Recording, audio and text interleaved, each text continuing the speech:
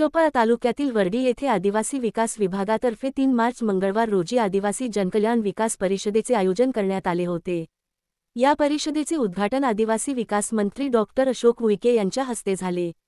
मंत्री डॉक्टर उईके यांच्या हस्ते राज्य शासनामार्फत विविध योजनांची प्रभावी अंमलबजावणी व्हावी यासाठी तयार केलेल्या व्हॉट्सअप चार्टबोर्ड, माहितीपट तसेच शासकीय योजनांची माहिती असलेल्या यशोगाथा या डिजिटल पुस्तकाचं अनावरण करण्यात आले। शिक्षण, आरोग्य, रस्ते, पिण्याचे पाणी, रोजगार यांसारख्या विषयांवर शासनाच्या योजनांची माहिती देण्यात आली।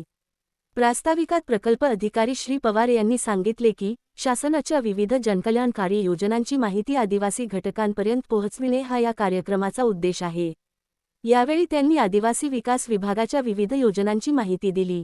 कार्यक्रमाला तालुक्यातील आदिवासी बांधव मोठ्या संख्येने उपस्थित होते। मनोगत व्यक्त करताना मंत्री डॉक्टर उईके म्हणाले की शासकीय व अनुदानित आश्रमशाळांमध्ये शिकणाऱ्या विद्यार्थ्यांना दर्जेदार व गुणवत्तापूर्ण शिक्षण मिळाले पाहिजे, हाच आपला ठाम संकल्प आहे।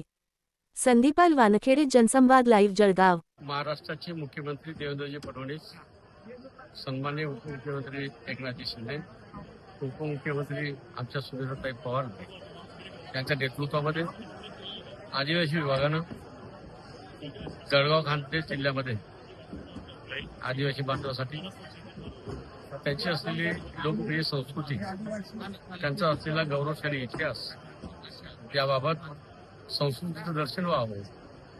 होळी हा सण प्रत्येक वर्षात एकदा येतो, अतिशय उत्साहाने आनंदाने साजरा करतो। त्यामुळे आदिवासी विभागाचे अधिकारी आणि मंत्री म्हणून त्या होळीच्या सणानिमित्ताने मी बांधवापर्यंत गेलो पाहिजे, चर्चा केली पाहिजे आणि निश्चितच पुढच्या वर्षी होळीचा सण कसं साजरा करावा अशा प्रकारचं आयोजन आदिवासी विभाग करेल, त्याचीच माहिती घ्यायला आलो आणि हा 100% होळीचा सण साजरा कसा करावा, देवदैवता आणि अस्मिता जिवंत कशी राहील यासाठी आम्ही नियोजन केलं। आणि दुर्गावती महिला सबलीकरण आणि सक्षमीकरण योजनेच्या माध्यमातून आमची बहीण आदिवासी महिला ही इतरांना रोजगार देणारी बहीण निर्माण झाली पाहिजे, अशा प्रकारचा निश्चित होईल।